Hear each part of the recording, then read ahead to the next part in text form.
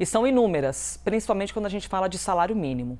Um dos desafios dessa nova gestão é destravar o aumento desse valor do salário mínimo. Inclusive, Lula pediu que os ministérios apresentem propostas em 45 dias.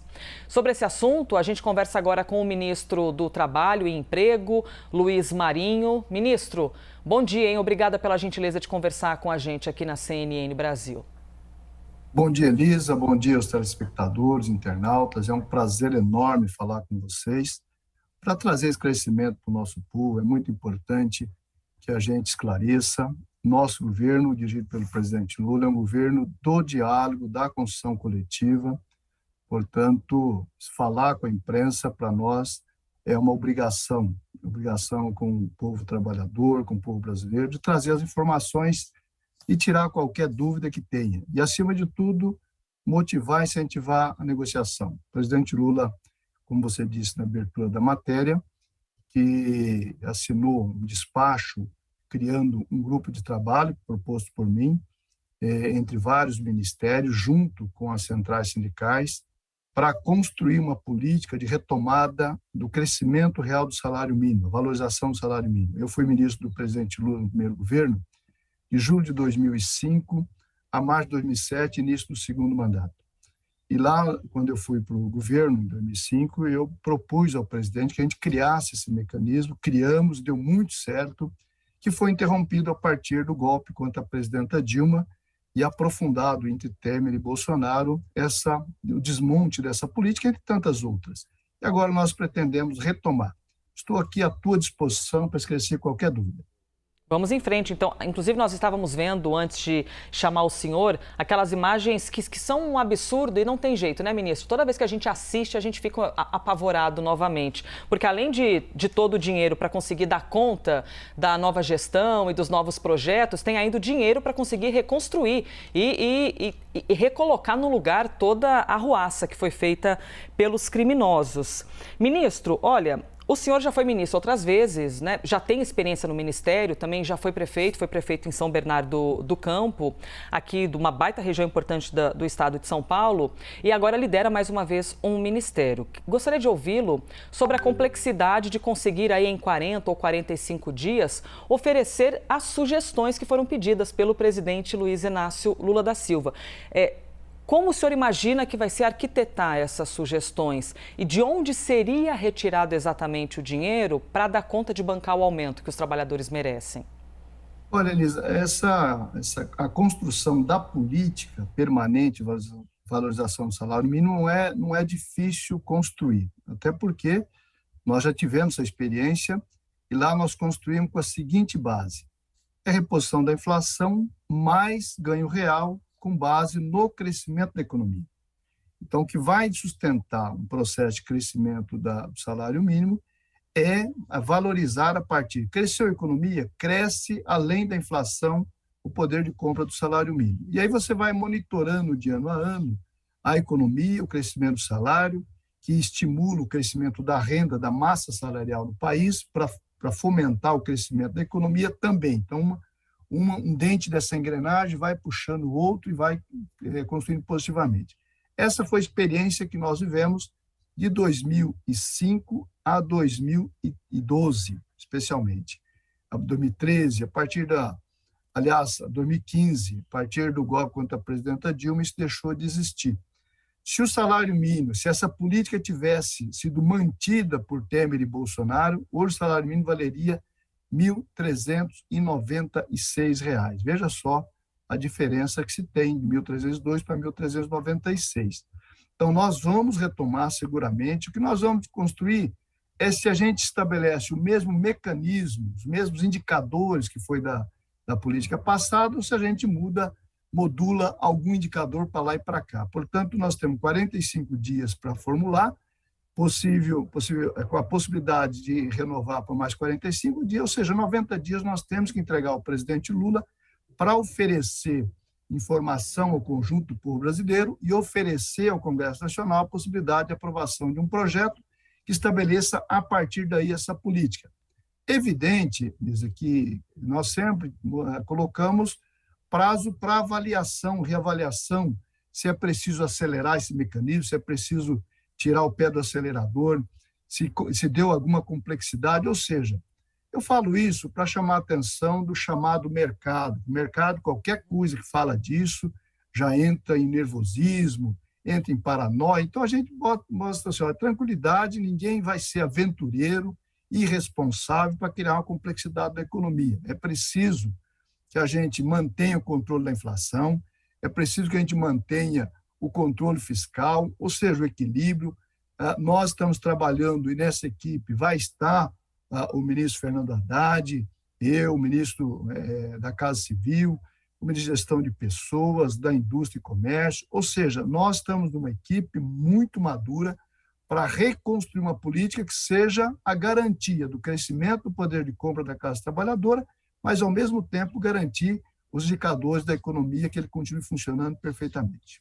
Ministro, eu me lembro que, bom, o senhor já foi candidato também ao governo aqui do estado de São Paulo, alguns anos atrás, e nós tivemos a oportunidade de estar juntos em outro jornal. Nem vou pedir que o senhor lembre, porque são tantos entrevistadores e âncoras, que é muita gente para caçar aí na memória. Mas no que eu quero pegar nessa memória?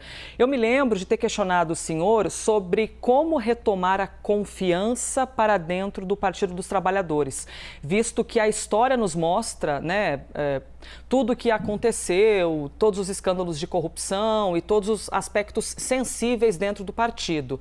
E esse partido que foi ali se reinventando e caiu de novo no governo federal. Como que o senhor avalia que vai ser essa recuperação de confiança para que esse tal bichão chamado mercado, que o senhor acabou de citar, possa ficar confiante nessa nova gestão de Lula? Olha, vem fazendo e percorrendo o que nós fizemos durante os nossos governos. O mercado sabe, na verdade, eles há uma certa hipocrisia conjuntural para lá e para cá, cada momento é um momento, mas eu diria que o mercado conhece o presidente Lula, sabe da sua responsabilidade, sabe do seu compromisso, primeiro com o nosso povo, e cuidar dos mais necessitados, cuidar de quem precisa, mas sem ignorar os indicadores, sem ignorar a necessidade de cuidar do agronegócio, cuidar da grande indústria, da média, da pequena, cuidar da agricultura familiar, ou seja, cuidar para que haja uma harmonia em todos os segmentos econômicos da sociedade, que a gente não crie trauma para lá e para cá. É preciso que o crescimento se dê de forma homogênea em todo o país, em todo o território. Nós saímos daquela coisa do abandono do Nordeste brasileiro. Veja essa obra importantíssima da integração de bacias. Não fosse o presidente Lula, talvez ainda estaria como na mente de Dom Pedro, que disse que precisava fazer esse processo de integração. E o Lula não só mandou fazer o projeto, mas mandou iniciar a execução desse projeto, que passou pelo governo Lula, pelo governo Dilma, pelo Temer, pelo Bolsonaro, e o Lula vai concluir o restante dessa obra tão importante, tão magnífica. Então, exemplos desses nós vamos olhar em todo o território nacional, criando condições de harmonizar o Brasil. Entendido? Nós precisamos unir o Brasil, unir o nosso povo, combater esse ódio, essa raiva, essa antipolítica que tão mal fez o Brasil, visto as imagens que você mostrava aqui antes da nossa entrevista, imagens que indignam qualquer cidadão, cidadã, que tem o mínimo de consciência que nós devemos fazer nesse país nesse momento, e precisamos reconstruir. E a reconstrução passa também pelo salário mínimo, passa pela geração de emprego e oportunidade, passa pelas políticas públicas, passa por respeito às mulheres, ao povo negro, à juventude periférica, à Amazônia, meio ambiente, ao novo povo indígena, enfim. Nós precisamos cuidar da reconstrução também da imagem do Brasil lá fora. Nessas imagens que você está mostrando aí, chega a arrepiar de indignação toda vez que a gente vê. Nós precisamos, portanto, criar todas as condições de reconstruir o nosso país. E seguramente também passa pela política do salário mínimo. O PT, veja, o PT já demonstrou no país, né, o que ele fez muito bem ao país. Os problemas que houveram, muitas vezes, não se tratava de representante do PT, tratava de representante de algum aliado para lá e para cá. Agora, por que nós temos aliados? Por que nós temos que fazer um governo que vá além dos representantes do PT? Porque essa é a composição do Brasil. E o Brasil tem que estar presente no governo. Portanto, esse é um processo. Agora, o presidente Lula já disse, olha, se alguém fazer coisa errada, responda pelas consequências na eventualidade da coisa errada. Vamos monitorar, temos órgão de controle, estamos reforçando o órgão de controle em cada ministério, uma determinação do presidente Lula para que a CGU, para que a Corregedoria, a Ouvidoria tenha em cada ministério, para que a gente possa cuidar bem para o povo brasileiro ter uma vida melhor, voltar a ser feliz. Ministro, eu chamo agora a Thaís Arbex, nossa analista de política, e já está aparecendo aqui. Thaís, bem-vinda, bom trabalho para nós, hein? Por favor, pode chegar mais aqui na entrevista. Bom dia, Elisa. Obrigada. Ministro, quanto tempo? Prazer falar com o senhor novamente. Ministro, quero retomar o debate sobre o salário mínimo. Depois da reunião com os sindicalistas essa semana, o senhor deu uma declaração dizendo que muito provavelmente até maio permanece o valor que está, 1.302, e que muito possivelmente esse reajuste vem a partir dessa discussão do grupo de trabalho que o senhor já explicou aqui. Mas a minha pergunta é a seguinte: há entre sindicalistas a avaliação de que não ficou fechada totalmente a possibilidade de se falar de retroagir esse aumento. A minha pergunta é: há essa possibilidade, mesmo que esse reajuste venha em maio, há a possibilidade de se pagar um novo valor já a partir de janeiro? Veja, Thaís, eu imagino que quando a gente monta um grupo e dá um calendário, a gente tem que aguardar o resultado desse trabalho. A princípio, se houver mudança no valor, porque essa mudança do valor ela necessitará de um trabalho técnico, onde nós temos a presença, como já disse, da área econômica e planejamento do governo presente nesse grupo de trabalho, para que a gente não erre absolutamente nada. A preocupação de crescer a renda do trabalhador, do trabalho, e o presidente Lula tem muito compromisso com isso, mas também uma preocupação muito grande no equilíbrio das contas, para que as coisas não dêem errado, porque se a gente errar aqui, a gente pagará para o futuro. E nós precisamos, 24, seguramente o ano que vem, a política de valorização já estará em funcionamento. Portanto, 24 também haverá crescimento do salário. Neste momento, 1.302 tem um crescimento de 1,41% de ganho real. O Bolsonaro, quando encaminhou a medida provisória no final do ano, a inflação estava projetada em 7,49%, se eu não me engano. Quando confirma a inflação 5,80 e alguma coisa, dá um ganho de 1,41%. Se fosse o Bolsonaro, se ele tivesse sido reeleito, graças a Deus não foi, graças ao povo brasileiro, ele reduziria para só a inflação, que foi o que ele fez nos 4 anos. Então, não teria nada de ganho real. Então, o presidente Lula já garantiu alguma coisa de ganho real aqui. Nós desejamos mais. E esse grupo é que vai consolidar os indicadores, o trabalho que o ministro Haddad está fazendo nesse momento para criar as condições, abrir espaço fiscal para que a gente possa garantir algo a mais, caso isso seja possível. Então, não está garantido que vai mudar de 1.302, pode ser que a gente chegue à conclusão que tem necessidade de 1.302 o ano todo. O que está garantido é que terá uma política que valorizar o salário mínimo para o futuro e haverá um esforço da possibilidade, se houver, de mudança a partir de maio. Ministro, também nessa reunião vocês discutiram sobre a valorização do trabalhador, principalmente dos que trabalham com aplicativos. Queria saber se o senhor já tem alguma definição, algum caminho para se seguir em relação a isso. Essa foi uma pauta, inclusive, bastante importante do presidente Luiz Inácio Lula da Silva durante a campanha. Ele falava muito sobre isso. O que é possível fazer no horizonte? Eu sei que também esse grupo de trabalho deve discutir isso, mas o que o senhor tem como linha mestra para a discussão desse assunto?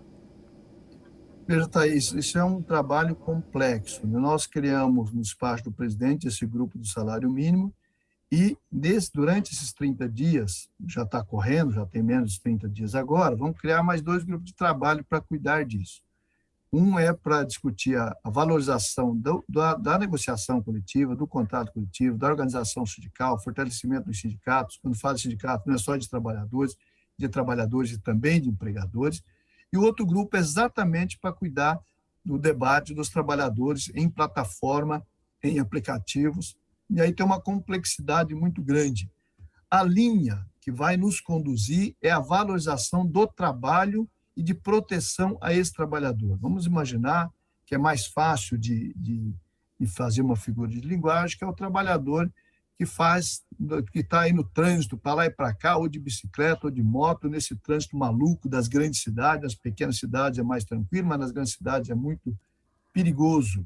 Tinha um trabalhador, inclusive nessa reunião que eu fiz um dia após aquela atividade do Palácio, eu fiz um encontro com as centrais de cais e trabalhadores de aplicativos, e uma liderança de aplicativo dizia: olha, eu não consigo mais pilotar, eu sofri um acidente, quebrei várias partes do corpo e hoje a minha mão não funciona mais, não consigo mais pilotar a moto. E enquanto eu estava lá de cama, eu dei 3 entradas no INSS e ele me negou as 3. Aí eu parei a fala dele e perguntei: o senhor contribuía com a Previdência? Ele falou: não. Então o senhor vai dar 100 entradas e vai ter 100 negativas. Então é exatamente essa proteção ao trabalhador e a valorização do seu trabalho que nós precisamos cuidar aqui. As empresas de plataformas já me procuraram, já me contataram. Nós vamos também, igual fizemos com os trabalhadores, vamos reunir todas as empresas de plataforma para dizer para eles: ó, nós desejamos montar um grupo assim, que busque valorizar o trabalho, que busque a proteção ao trabalhador, e vocês terão que participar desse processo, terão que contribuir. Então, aí sim a gente monta um grupo de trabalho conjuntamente, ou seja, o governo mediando essa conversa, para chegar num determinador comum. É evidente que talvez não se enquadre todo mundo na mesma caixinha, vamos chamar assim. Talvez é preciso oferecer uma cesta de possibilidade. É possível que parte desses trabalhadores de aplicativo possa se organizar em cooperativa, por exemplo. É possível que parte desses trabalhadores enquadre na CLT. É possível que parte deles, a depender da sua característica, do seu trabalho, se enquadre na categoria de MEI. Por que eu falo isso? Porque muitas vezes as empresas estão burlando essas regras e fazendo uma verdadeira crime contra o trabalho. Um MEI, ele precisa ser proprietário do seu meio de produção e controlar suas variantes. O dono de um carrinho de pipoca é um MEI. Agora, se tiver um empresário que tenha 10 carrinhos de pipoca, ele não pode contratar 10 MEIs, passa a ser funcionário dele. Então, e tem muitas empresas fazendo esse exemplo dos carrinhos da pipoca que eu me referi aqui. Ele é dono de 100 carrinhos de pipoca ou de 100 carrinhos de vender caipirinha na praia e contrata 100 pessoas de forma informal, sem nenhum registro, nenhuma proteção. E, portanto, esse cidadão ele devia ser funcionário registrado em CLT ou outra modalidade de contrato e não como MEI, por exemplo. Então, aqui nós vamos ter que trabalhar, reforçar a fiscalização, que está desmontada hoje, infelizmente. Os governos Temer e Bolsonaro desconstruiu a estrutura de Estado que cuida da proteção ao trabalho, que nós vamos ter que reconstruir. Ministro, nós sabemos que o senhor está aí com o horário apertado, a agenda, mesmo que seja um sábado, o senhor está com a sua agenda apertada, mas eu agradeço a gentileza de ter aberto um espaço entre os compromissos para conversar aqui com a gente na CNN. Muito obrigada. Luiz Marinho, ministro do Trabalho e Emprego. Obrigada mais uma vez pela gentileza. Agradeço você, Elisa, agradeço a Thaís, as perguntas, os telespectadores, sempre à disposição. Quando houver necessidade, qualquer informação, qualquer dúvida, é só procurar a assessoria que a gente volta a falar, tá bom? Abraço a todos que estão nos assistindo.